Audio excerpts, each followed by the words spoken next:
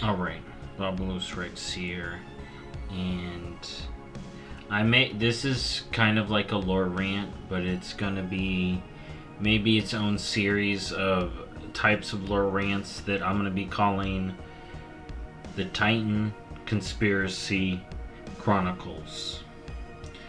And essentially, it's gonna be me talking about what the Titans have told us and what we now know to be the actual truth. Alright? And by what the Titans told us, I'm looking back at the Chronicles. Alright? And the first one I want to talk about involves this book and a conspiracy I've had brewing.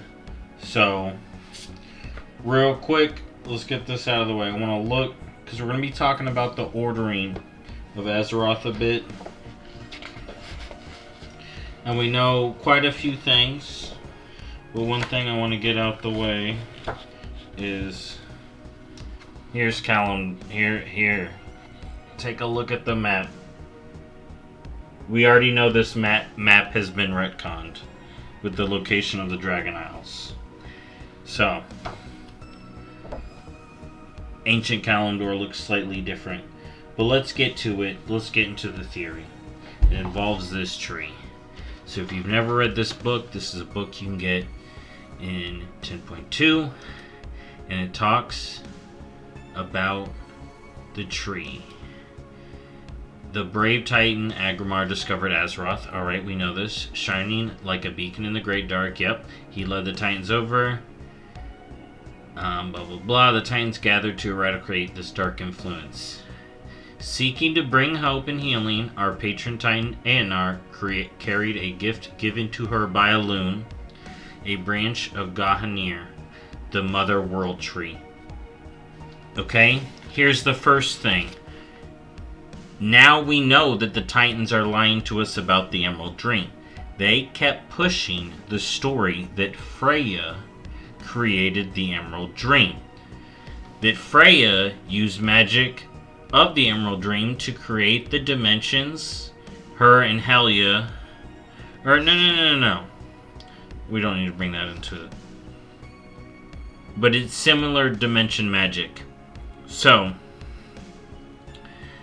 we now know Gahanir existed before. Gahanir exists in the Emerald Dream, or more likely, the Lifelands.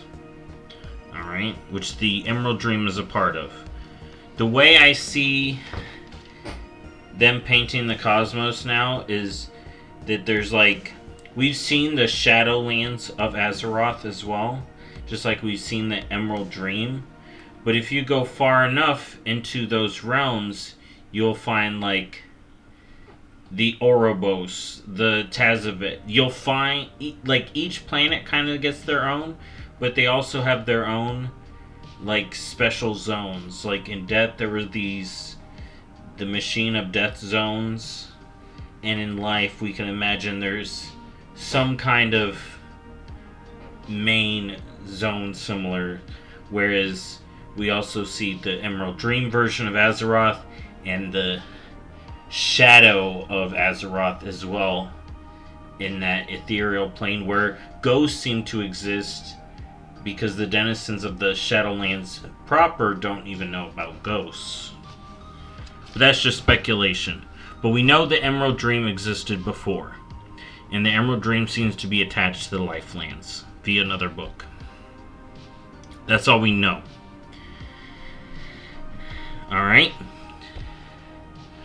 So she planted, the Titan believed that the influence of life would drive the darkness away, so she reached down her hand and shaped the soil of Azeroth, planting the branch where it could be fed by river and sky.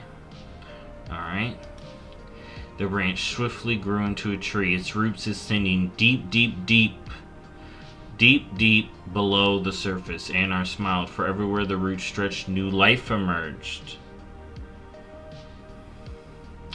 She called the tree Alun Ahir in honor of her great love. When Amanthul saw what Eonar had done, he chided her. "This is not order," he bellowed. "You have infected this world with uncontrolled chaos." The High Father took hold of the World Tree's trunk and tore it from the earth. Eonar wept bitter tears that rained down upon the resulting crater. But as she peered down upon the sundered earth, the Titan realized a truth she did not share with the High Father. Though he had destroyed the tree, its winding roots still held firm beneath the soil, hidden from Amanthul's gaze. As the forces of the Titans waged war against the Black Empire, that happened really early on, apparently, against the Black Empire. Eonar bid her keeper Freya to watch over the crater and nurture the life that blossomed there. Below ground, the roots fed upon the tears of Eonar and grew strong. The war was long, but in the end, the Titans claimed victory, and Eonar was pleased, knowing Elun's legacy would endure. It is said that much later, as the world entered a new age, let's think about that, mysterious guardians arrived who dedicated their lives to protecting the roots. Now, this could be talking about a future zone, but I've been thinking about this, right?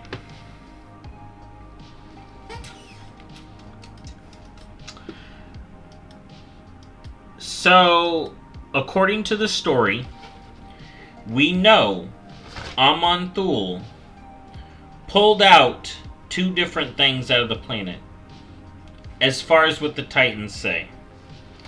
Okay? And I'm going to talk about how we know Yashar's was kind of pulled out. Alright? And how Lunathir was pulled out. Where these locations happened, according to the Titans. And what could be the consequences. So, we suspect Yasharaz was pulled out of the planet because the Titans knew that old gods being yoinked out of the planet was bad. Okay? So, we know he was pulled out. Body parts from him showed up in Pandaria. It's kind of weird. They showed up in Pandaria. Okay? There's also an interesting thing to note. There is a facility here meant to test on old gods. And they even created an old god. A Titan facility. Huh. Interesting that these are very close to each other. Alright, so that's some stuff about Yasharaz that we know. His body parts ended up over here. Did some end up over here? Ra-Den went south here to clean him up. He didn't go anywhere else to clean him up. Just down here. Okay? Alright. Now let's talk about Lunathir. Now, it left a crater. We have some culprits. Alright. That's a culprit. Hyjul's not really a crater. But people may consider it. You have Ungoro, which I have problems with the fact that there's a volcano right in the middle. And the Veil has been mentioned. Alright. So one thing's about Lunathir is there's a Lune connection. There are roots. There were tears shed. Alright? And this happened in a place of sea and sky. Alright? Okay. There's Emerald Dream connections. You know, it's the staff of the Emerald Dream, Freya. And we know from the book that Elune had told Freya to watch this stuff. Alright? Now, I have two thoughts here. So, I think the tree could have been the hole here. And there's two ways that this could have happened. Either Amir Drasil was pulled first, and Yasharaj was destroyed later and left less of a crater. And they knew from pulling the tree that it'd be bad to yoink stuff. Okay. Because you would think that Amantul, once he yoinked the thing, he'd realize whatever that thing is bad. So that does have proof to say that he wouldn't yoink something again after Yasharaj. So, but he did with the tree. So we know he yoinked something out of Azeroth twice. So, here's my other theory, which I think could hold up. Yasharaj, I think, was pulled out first. I think Amantul yoinked him before a lot of the stuff happened. Because think about it, right? If you were trying to write the story, you'd be like, first we decided to do soldiers. Then I pulled the guy because we had no other option. Let's try that in reverse.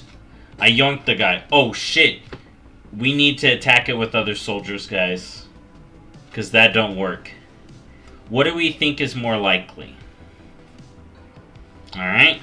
And of course the person would say, no. We did the soldiers for... I had to pull the guy out. I had to pull him out. There was no other way. Alright? So let's say he was pulled beforehand. And Freya's like, hey... That's a good spot. Here, let me fancy it up. Boom. That's where I put the tree. Alright? Clean that spot up nice and good with the tree. And then Amantul was like, no, life, I don't like it. And yoinked the tree too. But but Anar had seen that the roots had already went in. And then later, Freya was involved. If we look at the book here, the Chronicles, even what the Titans said, Freya was involved with the well. The Titan Forge began shaping Azeroth. Keeper Freya set out to populate the world with organic life. To do so, she crafted the Emerald Dream. That's when they start lying. Freya then wandered the world, searching for areas while the Well of Eternity's energies had coalesced.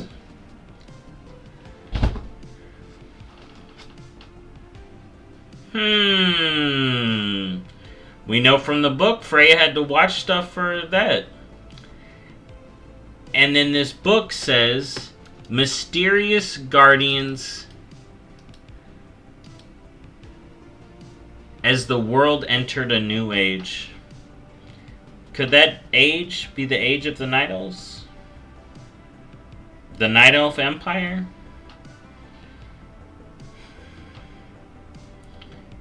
That's a new age for Azeroth. And here's the kicker, right? So we know the well has Elune connections, right?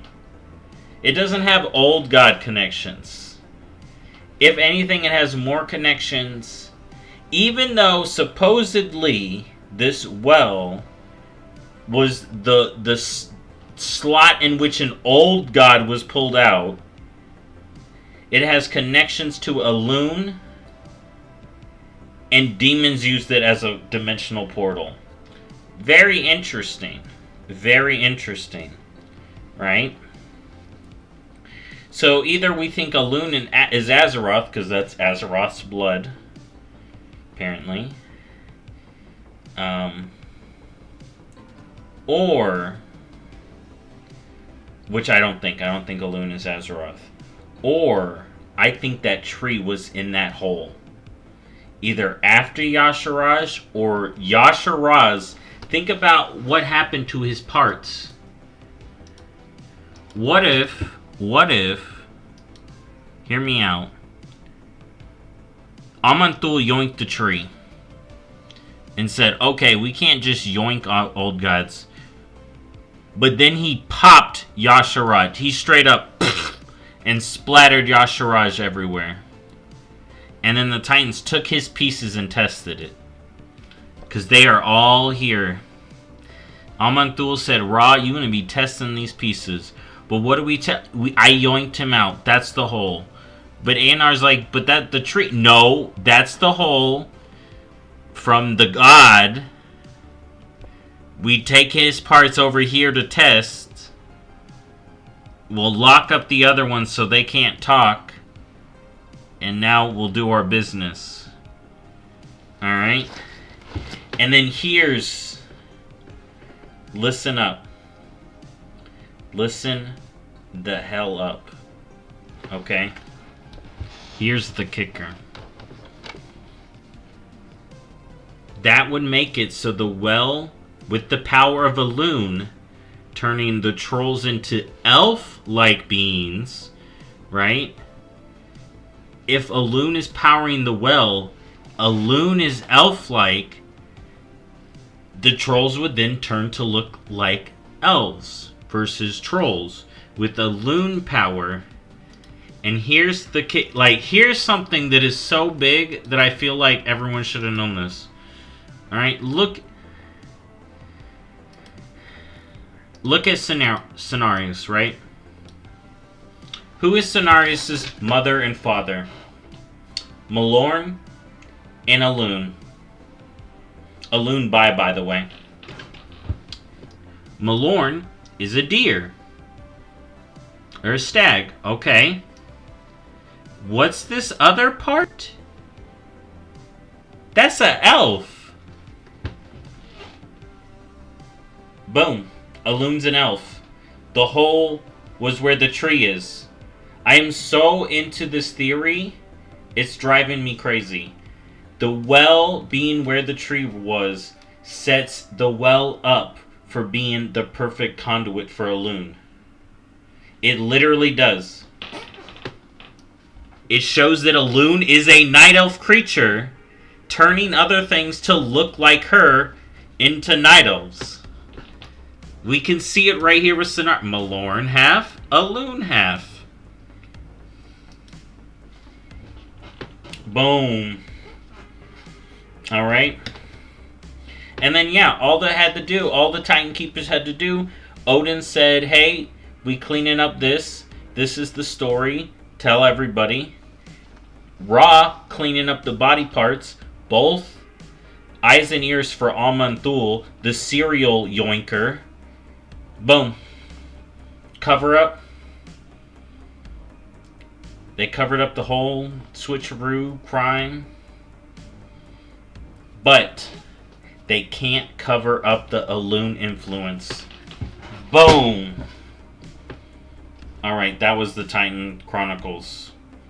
The Titan Conspiracy Chronicles. Thank you for watching the first episode. If you like that, I'll start going through this more and trying to figure out some more conspiracies, especially using some of these new in-game books, dude. I got some brewing. The Titans are behind things, and I think the lies start at the top. Alright? Anyways, thank you for watching. I'll see y'all next time. Bye-bye.